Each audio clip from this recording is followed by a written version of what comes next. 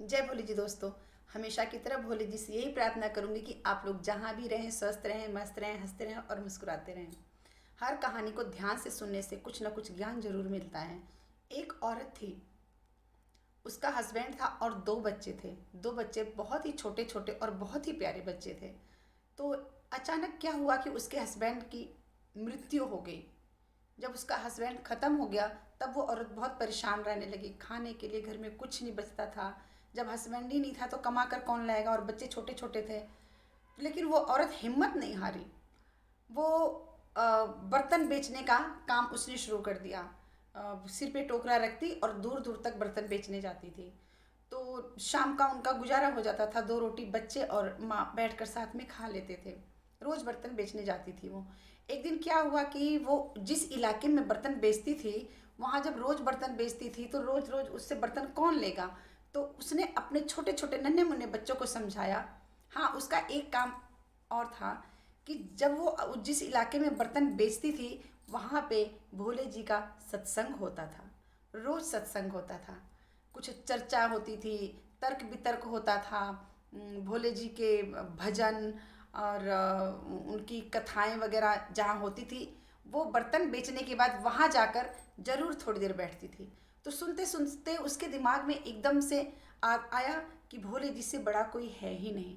वो दिल से भोले जी को मानने लगी। उसको रोज की आदत बन गई थी कि वो जाकर बर्तन बेचने के बाद जाकर मंदिर में थोड़ी देर मंदिर के बाहर जरूर बैठती थी और चर्चा भजन सुनती थी। तो उसे बहुत ही अच्छा लगता था। और वो भी धीरे धीरे भजन गुनगुनाते गुनगुनाते ही बर्तन वगैरह बेचना शुरू कर दिया। कहने का मतलब यह है कि वह एक शिव भक्त बन गई थी। एक दिन क्या हुआ कि उस इलाके में बर्तन अब कोई नहीं खरीद रहा था। तो अपने छोटे नन्हे मुन्ने बच्चों को उसने समझाया कि बच्चे, खाने पीने का हर सामान मैं अंदर रख के जा रही हूँ। तुम अपना घर से बाहर मत निकलना, बिल्कुल भी घर के अंदर ही रहना। और मैं 2 दिन के बाद आऊँगी, कहीं दूर मैं बर्तन बेचने जा रही हूँ। बच्चों को समझा कर वह टोकरा लेकर बर्तन बेचने कहीं दूर चली गई। जब वो वहाँ बर्तन बेच रही थी तो घूमते घूमते घूमते वो थक गई। थकने के बाद वो एक पेड़ के नीचे अपना टोकरा रख कर आराम करने लगी। आराम करते समय उसकी आंखें बंद हो गई, यानी कि उसे नींद आ गई। तब तक एक आदमी वहाँ से गुजर रहा था और उस औरत को सोता देखकर उसने सोचा कि ये खूबसूरत भी है और सो रखी है, तो इसे मैं उठा ले जाता हूँ। क्योंकि उस आदमी का लड़कियां और औरतें चुरा कर बेचने का काम था। तो उसने बड़े ध्यान से देखा, वो औरत बहुत ही खूबसूरत थी। उसने उसको कुछ सुंघाया और उसको उठाकर वहाँ से ले गया, अपने घर ले गया। जब उस औरत की जब उसका नशा उतरा औरत का, उसकी आँख खुली तो उसने देखा कि मैं कहाँ हूँ। मैं तो आम के पेड़ के नीचे थी। जिस आदमी ने उस औरत को चुराया था, उस आदमी की औरत उस कमरे में आई और बोली, बहन हम क्या करें, ये हमारा काम ही है। और वो औरत जय भोले जी, जय भोले जी, जय भोले जी रटती रही, हे भगवान, हे भोले जी, मैं कहाँ आके फंस गई। वह उस औरत के सामने, जिस आदमी ने उसे चुराया था, उसकी औरत के सामने वह गिड़गिड़ाने लगी। बोली, बहन मैं अपने दो छोटे छोटे बच्चे छोड़ कर आई हूँ घर में, और वो भूखे तड़फ रहे होंगे, और तुम मुझे यहाँ से जाने दो। और वो रोने लगी, गिड़गिड़ाने लगी। बोली, अपने भोले पर मुझे पूरा विश्वास है, अपने भोलेनाथ पर मुझे पूरा विश्वास है। वो सबकी सुनते हैं और मेरी भी सुनेंगे। मैं कैसे ना कैसे किसी ना किसी तरह बचकर अपने बच्चों के पास ज़रूर जाऊंगी। क्योंकि मैं भोले भोले रट रही हूँ, उनकी चर्चा सुनती हूँ, उन पर मैं विश्वास करती हूँ। अपने आप से ज़्यादा मैं अपने भोले पर विश्वास करती हूँ। और मुझे भोले जी किसी ना किसी तरह बचाएंगे ज़रूर। बहन क्या पता वो जरिया तुम ही हो। प्लीज़ मुझे यहाँ से जाने दो। मुझे, मेरी वजह से मेरे दोनों बच्चे मर जाएंगे। तब उस औरत को दया आ गई। वो भी थोड़ा बहुत भोलेनाथ को जानती थी और मानती थी। लेकिन उसने बोला, बहन ये हमारा धंधा है, हम लड़कियां और औरतें उठाते हैं बेचते हैं तो हमारा रोजी रोटी चलता है। लेकिन मैं अपने हस्बैंड को समझाऊंगी कि वह तुम्हें छोड़ दें, तुम्हारे छोटे छोटे बच्चे हैं, अनाथ हो जाएंगे तुम्हारे बिना, उसके पिता भी नहीं है। उस औरत को तरस आ गया। उसने अपने आदमी से जाकर बोला, हम और लड़कियां और औरतें उठा लेंगे, इसको जाने दो। इसके बच्चे अनाथ हो जाएगा, इसका हस्बैंड भी नहीं है, और ये भी अगर हम इसको भी बेच देंगे तो इसके बच्चे छोटे छोटे नन्हे मुन्ने हैं, कहाँ जाएंगे। लेकिन उसका आदमी बिल्कुल तरस नहीं किया। अपनी बीवी से बोला कि अगर हम तरस करने लगे तो हमारा बिजनेस, हमारा जो धंधा है वो बंद हो जाएगा, ऐसा मैं नहीं कर सकता। और वो उस औरत को गाड़ी में बिठाकर लेके बेचने जाने लगा, तो उस आदमी की औरत ने बोला कि मैं भी तुम्हारे साथ चलना चाहती हूँ, मैं भी देखना चाहती हूँ कि तुम कहाँ पे लोगों को बेचते हो, किसके हाथ में देते हो। कल को तुम्हें अगर कोई प्रॉब्लम हो गई, तुम बीमार पड़ गए या कारोबार ज़्यादा बढ़ने लगा, तो मैं आपका साथ दे सकती हूँ। तो आदमी बहुत खुश हुआ और अपनी बीवी को भी साथ में लेके गया। अब वहाँ उसने जहाँ जिसको उसको बेचना था उससे उसने पैसे ले लिए, और वो औरत यही रटती रही, हे भोलेनाथ मुझे बचा लो, हे बाबा कृपा करो। वो तो उस औरत ने बोला, जिस आदमी ने बेचना था उस औरत को, उसकी औरत ने बोला कि अब कुछ नहीं हो सकता बहन, अब तो मेरे हस्बैंड ने पैसे भी हाथ में ले लिए, अब कुछ भी नहीं हो सकता, अब तो तुम्हारे भोलेनाथ तुम्हें नहीं बचा पाएंगे, मुझे ऐसा लगने लगा है।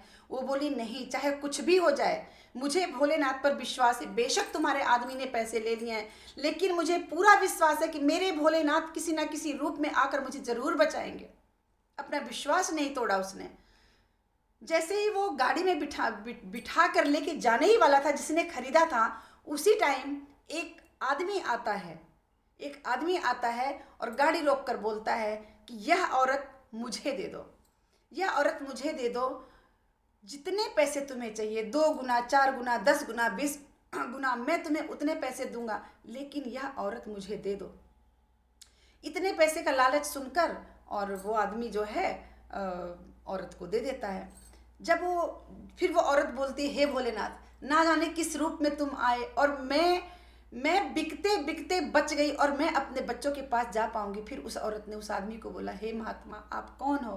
तो उस आदमी ने बोला, मैं कोई महात्मा नहीं हूँ, मेरे पास बच्चे नहीं हैं, और किसी ने बताया कि तुम्हारे पास 2 छोटे छोटे बच्चे हैं और तुम खाना वगैरह ढंग से उन्हें खिला नहीं सकती हो, और बड़े प्यारे बच्चे हैं, किसी ने तुम्हारे बारे में बताया। तो जब मैं तुम्हारे गांव में पूछा कि वो औरत कहाँ है, तो मुझे बताया गया कि उस शहर में वो बर्तन बेचने गई है। तो ढूंढते हुए अचानक मैं तुम्हारे यहाँ आ पहुँचा, और मुझे किसी महात्मा ने आकर बताया था, तुम उस जगह पे जाना और तुम्हारी गोद भर जाएगी, तुम्हें एक औरत मिलेगी, उसके 2 छोटे बच्चे हैं, तुम उसे यहाँ लेकर आओ और उसका एक बच्चा ले लेना, तुम्हारी गोद भर जाएगी। बहन, मुझे किसी महात्मा ने बताया, तो मैं तुमसे चाहता हूँ, भीख मांगता हूँ कि अपना एक बच्चा मुझे दे दो, उसका लालन पालन बहुत अच्छी तरह से मैं कर दूंगा। उस औरत ने अपने हाथ जोड़े और ऊपर देखा, बोला, हे भोलेनाथ, तू बहुत बहुत ही करिश्मा करता है, तीनों लोक के मालिक, तू बहुत ही दयालु है। मैं किस तरह से बच गई, और आज तूने एक मेरे बच्चे को एक माँ बाप भी दे दिया।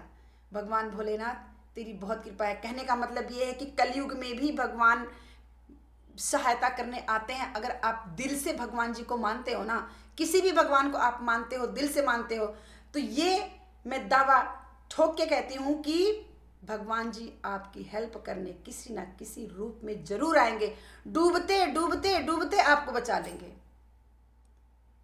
कहते हैं ना कि नाव डूबने वाली है, हिचकोले खा रही है, लगता है अब हम नहीं बच पाएंगे, अब तो हम डूब ही जाएंगे, लेकिन नाव हिचकोले खाती हुई हिलती डुलती बच ही जाती है। बस अपने भगवान पर भरोसा करके तो देखो। जय भोले जी।